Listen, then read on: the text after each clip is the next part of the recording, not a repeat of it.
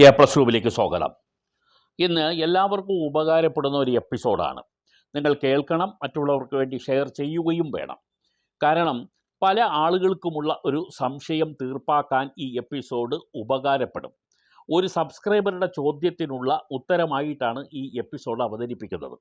സബ്സ്ക്രൈബറുടെ ചോദ്യം ഇതാണ്: എൻ്റെ അച്ഛൻ ഒരു വസ്തുതർക്കവുമായി ബന്ധപ്പെട്ട് 7 വർഷങ്ങൾക്ക് മുമ്പ് ഒരു കേസ് കൊടുത്തിരുന്നു. കേസ് ഇപ്പോഴും കോടതിയിൽ നടക്കുകയാണ്. ഇതുവരെ തീർപ്പാക്കിയിട്ടില്ല. എൻ്റെ അച്ഛൻ 65 വയസ്സ് പ്രായമുണ്ട്. അദ്ദേഹത്തിൻ്റെ ഈ കേസ് തീർപ്പാക്കുന്നതിന് എന്തെങ്കിലും മുൻഗണന കോടതിയിൽ നിന്നും ലഭിക്കുമോ? ചോദ്യം ഇതാണ്. നല്ല ചോദ്യമാണ്. എല്ലാവരും അറിഞ്ഞിരിക്കേണ്ട ഒരു വിഷയം കൂടിയാണ് ഈ ചോദ്യത്തിൽ ഉൾപ്പെട്ടിരിക്കുന്നത്. ഇത് പൂർണ്ണമായി നിങ്ങൾ കേൾക്കുക. നിങ്ങളുടെ വീട്ടിൽ ആരെങ്കിലും മുതിർന്ന പൗരന്മാരുണ്ടെങ്കിൽ അവർക്ക് ഗുണപ്പെടുന്നതാണ്. ഈ ചോദ്യത്തിനുള്ള ഉത്തരം ആദ്യം തന്നെ ഞാൻ പറയാം.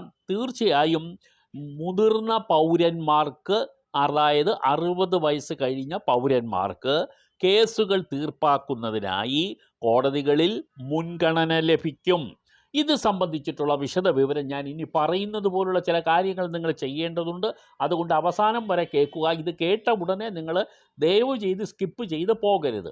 ഈ എപ്പിസോഡ് പൂർണ്ണമായും കേൾക്കുക. ഇത് മുതിർന്ന പൗരന്മാർക്ക് വേണ്ടി പരിഗണന നൽകണം, അഥവാ അവരുടെ കേസുകൾക്ക് മുൻഗണന നൽകണം എന്നുള്ള നിഗമനം വളരെ മുമ്പ് തന്നെ ബഹുമാനപ്പെട്ട സുപ്രീം കോടതി പല ഉത്തരവുകളിൽ പറഞ്ഞിട്ടുള്ളതാണ്. നിരവധി ഹൈക്കോടതി വിധികളും ഇതിന് ആനുകൂല്യം നൽകുന്നുണ്ട്. ഈ ആനുകൂല്യം എന്ന് പറഞ്ഞാൽ ഈ വയോജനങ്ങൾക്ക് അഥവാ സീനിയർ സിറ്റിസണ് അനുകൂലമായ കോടതി വിധി നൽകണം എന്നുള്ളതല്ല ഇതിൻ്റെ അർത്ഥം. മറിച്ച് അവരുടെ കേസുകൾ കാലതാമസം കൂടാതെ തീർപ്പാക്കണം എന്നുള്ളതാണ്. അതിനുള്ള പശ്ചാത്തലം എന്ന് പറഞ്ഞാൽ, മുതിർന്ന പൗരന്മാർ ഒരു കേസ് കൊടുത്താൽ അവർ ജീവിച്ചിരിക്കുന്ന കാലഘട്ടത്തിൽ തന്നെ അതിനുള്ള ഉത്തരവ് ഉണ്ടായി ആ ഉത്തരവിനെ തുടർന്നുള്ള ആനുകൂല്യം അവർക്ക് ലഭിക്കണം എന്നുള്ളതാണ്. ഒരാൾ കേസ് കൊടുത്താൽ ആ കേസിൻ്റെ ആനുകൂല്യം അവർ മരിച്ചു കഴിഞ്ഞതിന് ശേഷം കിട്ടിയിട്ട് അവർക്ക് പ്രയോജനമില്ല എന്നുള്ളതാണ് വസ്തുത. ഈ വസ്തുത പരിഗണിച്ചിട്ടാണ് സുപ്രീം കോടതിയും ഹൈക്കോടതികളും, വിവിധ സംസ്ഥാനത്തിലുള്ള ഹൈക്കോടതികളും ഇത് സംബന്ധിച്ച ഉത്തരവ് പുറപ്പെടുവിച്ചിട്ടുള്ളത്. നേരത്തെ തന്നെ ബഹുമാനപ്പെട്ട ഹൈക്കോടതി 65 വയസ്സായിരുന്നു മുതിർന്ന പൗരന്മാരെന്നുള്ള നിലയിൽ പരിഗണിച്ചിരുന്നത് വളരെ മുമ്പ്. എന്നാൽ അതിനുശേഷം ഈ 60 വയസ്സായി കുറച്ചു എന്നുള്ളതാണ്. 2014 ജൂൺ 23 സുപ്രീം കോടതി 65 വയസ്സ് എന്നുള്ളത് 60 വയസ്സായി കുറച്ചുകൊണ്ട് ഒരു പുനർനിർണയ ഉത്തരവ് നൽകുകയുണ്ടായിരുന്നു. ഇതിൻ്റെ അടിസ്ഥാനത്തിൽ തന്നെ നമ്മുടെ കേരള ഹൈക്കോടതിയും ഒരു മാർഗനിർദ്ദേശം കീഴ്ക്കോടതികൾക്ക് നൽകിയിരുന്നു. അതൊരു ഒഫീഷ്യൽ മെമ്മോറാണ്ടമായിട്ടാണ് കൊടുത്തിരുന്നത്.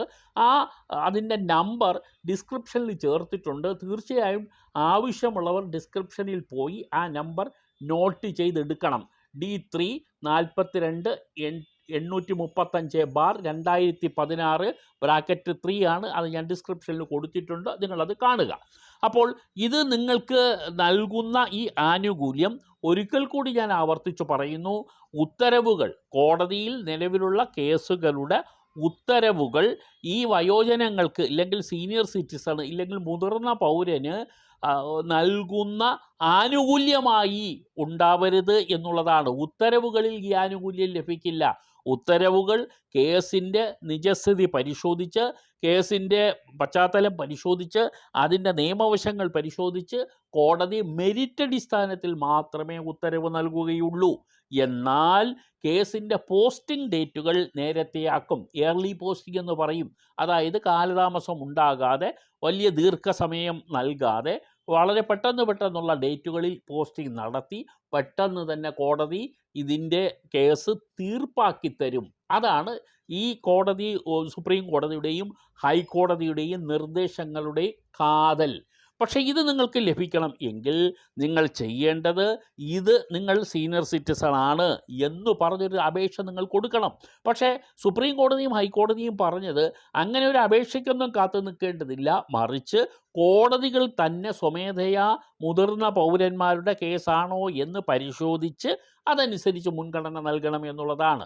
പക്ഷേ കോടതികളിൽ അതിനുള്ള വലിയ സജ്ജീകരണങ്ങളൊന്നും ഇല്ലാത്തത് കൊണ്ടും കേസുകളുടെ വർധനവ് കൂടിയതുകൊണ്ടും കോടതികൾ ചിലപ്പോൾ അതിന് മുതിർന്നു എന്ന് വരില്ല. പക്ഷേ അതിലേക്ക് കോടതിയെ നയിക്കുന്നതിന് വേണ്ടി നമ്മളൊരു അപേക്ഷ കൊടുക്കണം. ഈ അപേക്ഷയിൽ മുതിർന്ന പൗരനാണ് എന്ന് കാണിച്ചുകൊണ്ടും നിങ്ങളുടെ കേസ് നമ്പർ കാണിച്ചുകൊണ്ടും ഇത് എത്രയും വേഗം തീർപ്പാക്കണം എന്നുള്ളൊരു അപേക്ഷയായിട്ട് കൊടുക്കണം.